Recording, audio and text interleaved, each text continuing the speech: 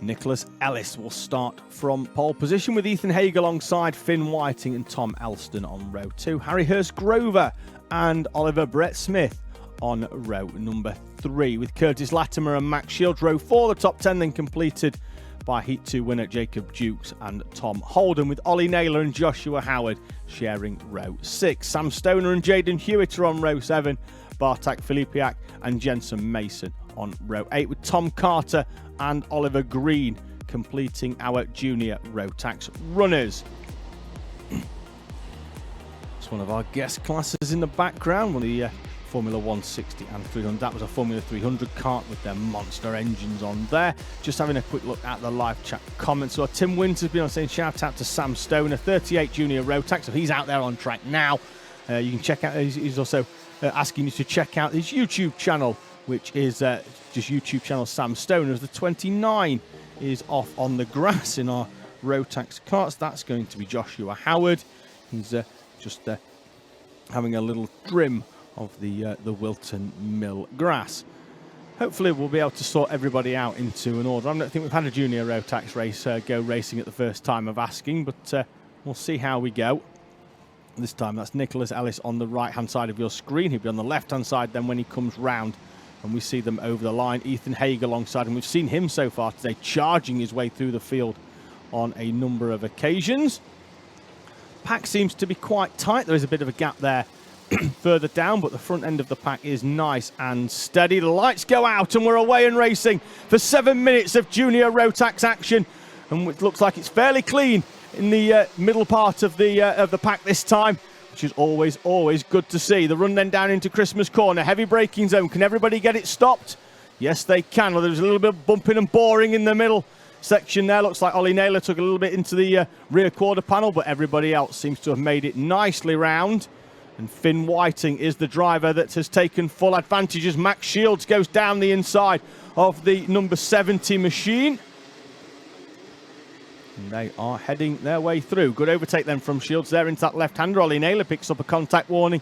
And Finn Whiting, who's been one of the quicker drivers out there today, as Ethan Haig gets to the inside. Looks like that of Nicholas Ellis into that corner. Jensen Mason gets quite aggressive in the middle part of that corner. So your top 10 over the line then. Whiting, Haig, Ellis, Hurst-Grover, Elston, Latimer, Naylor, Carter, Mason, Holden are the top 10. Though we have got a number of drivers once again not being picked up by timing. Jacob Jukes and Max Shields this time. Keep an eye out for those two. And there's certainly Jukes is there. Not sure where Shields is, but we'll keep an eye out for that gold helmet. It's certainly not on the timing screen, so we'll see whether he actually is still running as Jacob Jukes gets down the inside of Harry Hurst-Grover into that corner.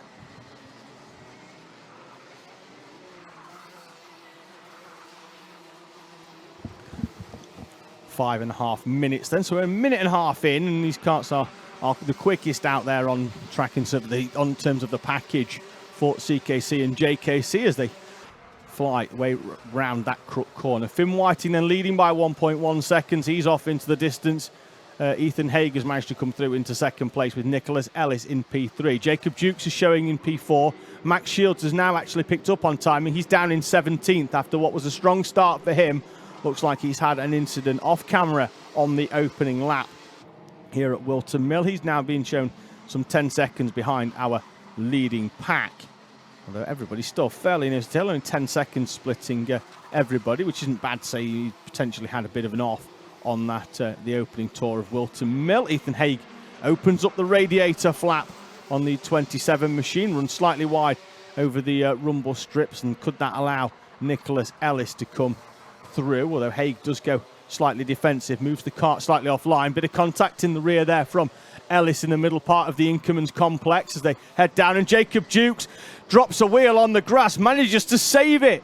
Fantastic from Jacob Jukes. I know he's not happy that he's lost a couple of seconds, but it could have been far worse. He could have lost not only a couple of places, but his entire race there for Jacob Jukes. But he's managed to salvage at least something, and he's going to be not too far back, actually. It's probably about a second it's lost him, but it could have been far worse there for Jacob Jukes as he drops that rear wheel onto the grass. I think he feels like he was forced there by Ellis, but there was no contact between the two of them on that run down towards Ashby's. Finn Whiting continues to lead out at the front then, as we've split ourselves into 2x2s once again. That's Latimer and Hurst Grover battling it out. The Hurst Grover is shown there with Tom Carter between them on timing, although Carter is now in front of Latimer.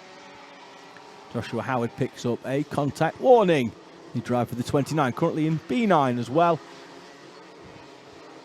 Just needs to settle himself back in as Jacob Dukes coming under pressure then now from Tom Carter, who's had a win and a big off earlier on today, but now he's starting to challenge once again at the sharp end of the field. Top 10 with 3 minutes remaining, as a couple of overtake opportunities are thought about but not acted upon towards Christmas. It's Whiting, Haig, Ellis, Carter, Hurst, Grover, Mason, Holden, Naylor, and there's the move down the inside from Jacob Dukes.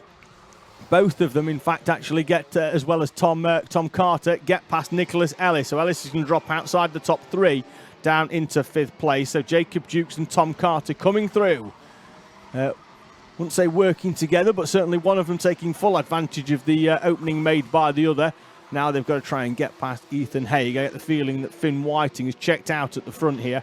1.3 seconds is a lot to make up in 2 minutes plus 1 lap of junior Rotax racing here at Whilton Mill. As a move down the inside by Carter, fantastic move. Needed Dukes to be compliant, and he was. He saw the cart coming there and just gave the necessary space rather than closing the door, which could have ruined races for both of them. So Carter on a charge, and also actually there didn't really lose any time in making that overtake on Jacob Dukes. He's right on the back of Ethan Haig already, which is always the sign of a good driver, overtaking but not losing time in doing so. And you always see those that generally run towards the front. They do chop and change, but they're not too venomous in their defence, because they understand that it's going to lose them more time overall. And here now, as Carter goes down the inside of Ethan Haig, Jacob Dukes will look to take advantage. And this is what I was talking about being solid quality driving from all 3 of these drivers, and Dukes as well. Through he goes as well and up into 3rd place. 1 minute and 10 seconds remaining, which is going to be around about 3 laps of Rotax action. They might not get round to give them 3.5 more laps, but certainly 2.5. And can both Carter and Dukes close that gap on Finn Whiting at the front of the field? This Whiting's probably going to go over the start-finish line now. Might actually get round here, and this could be the issue Finn Whiting's got here, is that he's going to want to keep his speed up, but he might get round before the time elapses, which is going to give those drivers behind him not 2 laps, but 3 laps to try and catch him and to close that 1.3 second gap, as Latimer and Ellis battle it out over what I'm assuming is 5th place, because I think Curtis Latimer is not picking up on timing. He's down there showing has been a lap down, but he's certainly not. It looks like he's moved up into 5th place with Nicholas Ellis behind as well. So it looks like everybody's going to move down a slot further down that the timing stack down the left side. So from 5th down, everyone's going to go for 1. Have a look at the gap then in the top left-hand corner. Finn Whiting does indeed cross the line with a few seconds remaining. So we are going to get 2 more laps of action here as Tom Carter pumps in the fastest lap and closes the gap from 1.3 to 1.1, but he's going to need to take more than that at the moment. He's taking tiny bites. He needs to be taking big bites, chunks in fact, out of Finley Whiting here to try and close this one.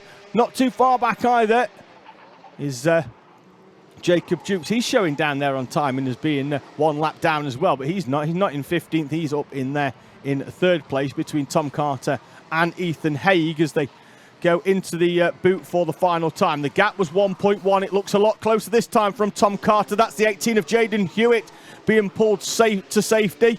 Driver out of the cart, so problems there for Hewitt as they come through. The gap, half a second now. Tom Carter is indeed taking chunks out of Finley Whiting. Half a lap of this Whilton Mill International Circuit, around 700 metres remaining in this junior Rotax 3rd heat, and Tom Carter's going to be right on the back of Finley Whiting as they head through the double left. The first one's Wilkins, then into Osiers. Will he be close enough to make a move into the boot on Finn Whiting. It's going to have to be a lunge down into there. I'm not sure he's going to be close enough, but can he get a cutback? It's his only thing now is to get back down the inside. Whiting parks the 81 superbly. Round the final corner they go. Ran out of time in the end, did Tom Carter, but side by side over the line. Whiting takes the victory from Carter, then Ethan Haig,